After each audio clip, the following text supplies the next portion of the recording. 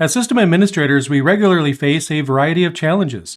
A production server might go down and require immediate attention, or we might be asked to fix the printer for the third time in a single week. We deal with outages, user complaints, and sometimes even pushback from management. But there's another challenge that has nothing to do with technical troubleshooting: career growth. How do we advance our careers? And how do we measure where we are today so we know what to focus on next? And for those of you that are trying to land your very first system administrator job, there's an even tougher question. How do you gain experience when most job listings require experience already? Well, one thing that can help is earning technical certifications. Certifications are intended to demonstrate your skills to current or potential employers, but are they actually worth it? And also, what benefits can they realistically provide? So in today's video, we're going to talk about IT certifications, more particularly their value and what you can reasonably expect from them. And understanding reasonable expectations is very important because many of the certification websites make the claim that they'll help you land that big job or even get a promotion in your current job. But is that actually true? Well, in today's video, we're going to explore that. Now, for some background about me, before Learn Linux TV became my full-time job, I was directly involved in hiring and building IT teams. As the director of IT operations for my previous company, I participated in the hiring process frequently. So in this video, I'll share my perspective from both sides, as a hiring manager and also as a system administrator. And by the end of this video, you'll have a clear understanding of whether certifications are worth pursuing and which ones might make sense if you do decide to go down that path. In addition, I'll also explain what hiring managers actually look for, what really makes a difference between receiving a job offer and getting a rejection email, and also how much certifications actually influence the outcome. In addition to that, I'll give you a brief overview of several Linux-focused certifications you might want to consider. So if you're looking to cut through the marketing noise and understand the real value of certifications, then this is the video for you. And before we get into that, there is one thing that every system administrator needs to practice, and that is their troubleshooting skills.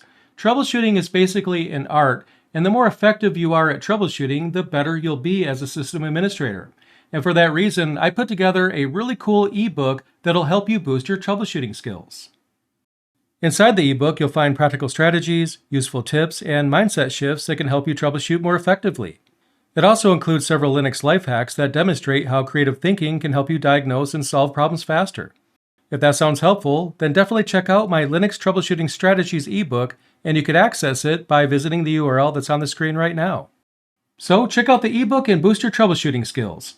Anyway, with all that out of the way, it's time to dive in and see what the actual value is when it comes to obtaining certifications. Let's get started.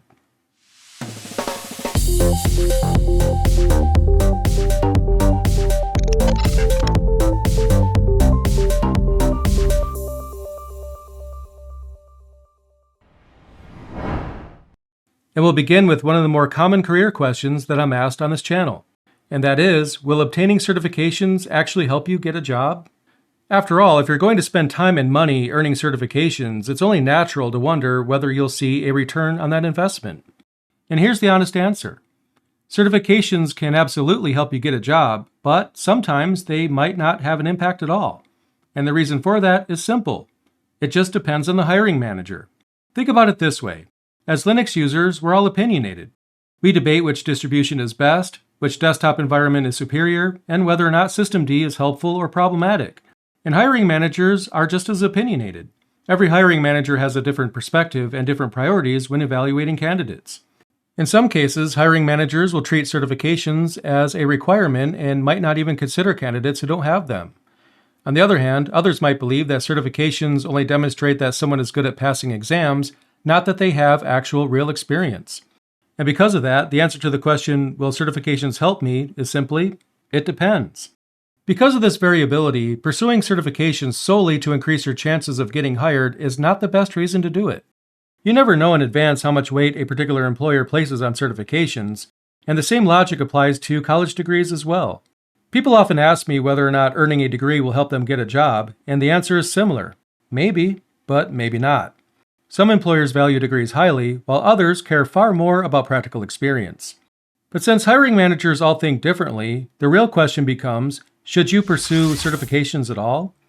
Well, actually, the answer is yes. Certifications can absolutely be worthwhile. But the real value isn't simply increasing your chances of getting hired or promoted. That still depends on the company. Instead, certifications provide value in other ways. First and foremost, certifications can help you grow your skills. Even if your employer or prospective employer doesn't place much importance on them, preparing for a certification exam can significantly expand your knowledge. As for me, earlier in my career, I earned a total of 9 certifications. And I didn't pursue them because I expected instant career benefits. I did it because studying for certifications helped me develop my skills faster. And one reason for that was accountability. Buying an exam voucher created a deadline, and if I didn't pass the exam before the voucher expired, then I would lose the money. And that pressure helped me stay focused and motivated. Studying for certifications also forces you to explore areas you might otherwise ignore.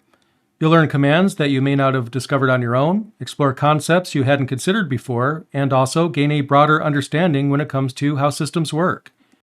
However, overall, certification should be viewed as part of your professional portfolio and not the entire portfolio itself. For example, your portfolio can include many things: certifications, college degrees, articles you've written, projects you've completed, and more. And one thing that absolutely belongs in your portfolio is your GitHub account. Your activity there can demonstrate how you engage with the community.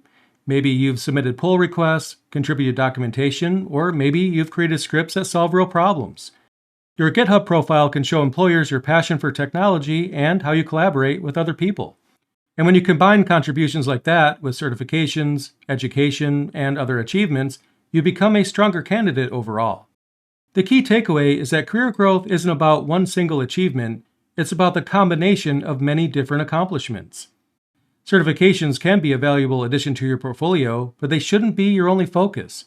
And even if your employer doesn't value them directly, the knowledge that you gain while preparing for them is still extremely valuable.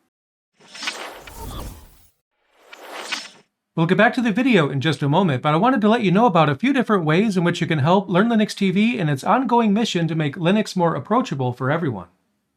And first, the absolute best way to learn Linux is with hands-on experience. With my link for Linode, you'll get $100 in starter credits, so that way you can spin up practice servers that you could utilize as you go through the tutorials on this channel. If you'd like to level up your Linux knowledge even faster, I've also created several helpful resources that can guide you along the way. There's my tips for switching to Linux ebook, the Linux commands cheat sheet for quick reference at the terminal, as well as a brand new troubleshooting guide that walks you through clever ways to work around some of the quirks that you might run into along the way.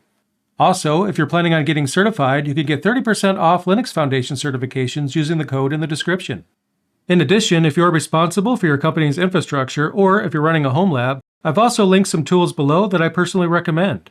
For example, NetData makes monitoring your infrastructure ridiculously easy, and TinyPilot gives you remote access to machines even when they're being, well, less than cooperative, because sometimes you need to fix a server from across the house or across the planet. And not only that, if you need direct help with Linux, I also offer one-on-one consulting for businesses as well as tutoring for students. That way, we can work through your setup together or tackle the exact topics that you want to master. And, of course, if you'd like to support the channel and get some awesome Linux-themed swag at the same time, then check out the Learn Linux TV merch shop. My personal favorite is the Aptostall Coffee shirt, which accurately documents the dependency chain required for most system administrators to function. So if you want to support Linux learning, then a great way to do that is to check out the links in the description below. You'll end up with something nice, and you'll also be supporting the channel, so it's a win-win. Anyway, with all that said, let's get back to the video. Now that we understand the value that certifications can provide, the next question is, which certifications in particular should you pursue? Before we look at specific options, though, it's important to understand that there's generally 2 categories of certifications: vendor-neutral and vendor-specific. Vendor-specific certifications focus on a particular product or platform. For example, Red Hat certifications concentrate specifically on Red Hat Enterprise Linux. Vendor-neutral certifications, on the other hand, focus on broader concepts and skills rather than a single platform. And the Linux Professional Institute certifications are a good example of this approach. And in my opinion, vendor-neutral certifications are often the best starting point. And the reason for that is simple. Linux environments vary widely across the industry. If your knowledge is tied too closely to a single platform, your skills may not transfer as easily between companies. For example, imagine your current organization uses Red Hat exclusively. In that case, earning a Red Hat certification might seem like the obvious choice. But if you later apply for a job at a company that uses a different distribution platform, then that certification may not carry as much weight as it did before. The thing is, vendor-neutral certifications require you to understand Linux more broadly, which can make your skills more adaptable. That said, vendor-specific certifications still have value. Red Hat certifications, for example, are particularly respected because they require you to demonstrate real technical skills rather than simply answering exam questions. All in all, understanding the difference between vendor-neutral certifications and vendor-specific ones can help you make better decisions about which ones you should pursue. With that said, let's take a look at some certification vendors that are relative to Linux, and we'll start with LPI. The Linux Professional Institute offers vendor-neutral certifications. These certifications require you to understand Linux concepts and tools across multiple distributions rather than focusing on a single platform. The most well-known certifications from LPI are the LPIC series, LPIC 1, LPIC 2, and LPIC 3, and each level increases in difficulty. In addition to that, LPI also offers additional certifications, including Linux Essentials for absolute beginners, as well as certifications covering security, web development, and other topics.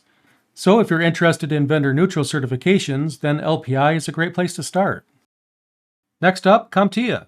CompTIA offers a wide range of IT certifications across multiple domains, not just Linux. Their entry-level certifications include A+, which covers hardware, operating systems, and troubleshooting fundamentals, and they also offer certifications in networking, security, server administration, as well as other areas. On the Linux side of things, CompTIA also offers Linux Plus, which is a certification that's roughly comparable in difficulty to LPI's LPIC 1. And even though CompTIA certifications are not exclusively Linux-focused, they can still provide a strong foundation for a career in IT. Another excellent option is certifications offered by the Linux Foundation. The Linux Foundation is a nonprofit organization that supports and funds many open-source projects, including those related to Linux. A key difference between Linux Foundation certifications and many others is that these are performance-based. So instead of answering multiple-choice questions, you must first demonstrate your skills on a real system. And for many employers, this practical approach makes these certifications particularly valuable. The Linux Foundation also offers certifications covering adjacent technologies as well, such as DevOps and Kubernetes. Finally, let's talk about Red Hat certifications. Red Hat certifications focus specifically on Red Hat Enterprise Linux and are widely respected within the industry. And like the Linux Foundation certifications, certifications from Red Hat are also performance-based, meaning you must demonstrate real administrative skills. However, keep in mind that these are vendor-specific certifications, and that means they mainly demonstrate expertise with Red Hat's ecosystem rather than Linux as a whole. For that reason, it could be beneficial to combine a vendor-specific certification like those from Red Hat with at least one vendor-neutral credential as well. Now before I close out the video, I'll give you some quick tips. And the first one is that instead of trying to pursue everything, it's better to follow a thoughtful path. And a good starting point is a beginner-friendly vendor-neutral certification such as Linux Essentials. And even if you already have some experience with Linux, it can help you become familiar with the certification process itself. And from there, you could explore additional specialties based on your interests, such as cloud computing, DevOps, or maybe even security. And here's another important tip. You should try to avoid collecting too many certifications. Maintaining certifications often requires you to take renewal exams, and that means additional time and expense. Instead of collecting dozens of certifications, you should instead focus on a smaller number that align with your overall career goals. Finally, you should also be cautious about expensive certification boot camps. While these programs can help some people, they are not required to earn certifications. The only real requirement is learning the material that's covered by the exam. And you can achieve that by studying books, watching educational videos, or taking reasonably priced online courses. In most cases, you can learn the same material on your own for far less money. And there's our video. In this video, I gave you some basics regarding IT certifications. More importantly, I gave you information about their actual value. The thing is, when you go to websites for IT certifications, they all make the claim that they'll help you get that big job or promotion. And sure, they might actually do that, but it always depends on the employer and what they value.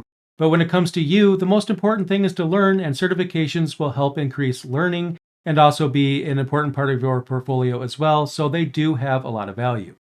Either way, let me know what you'd like to see when it comes to certification or career growth videos. I'll be interested in doing more of those. And in the meantime, thank you so much for watching this video, and I'll see you in the next one.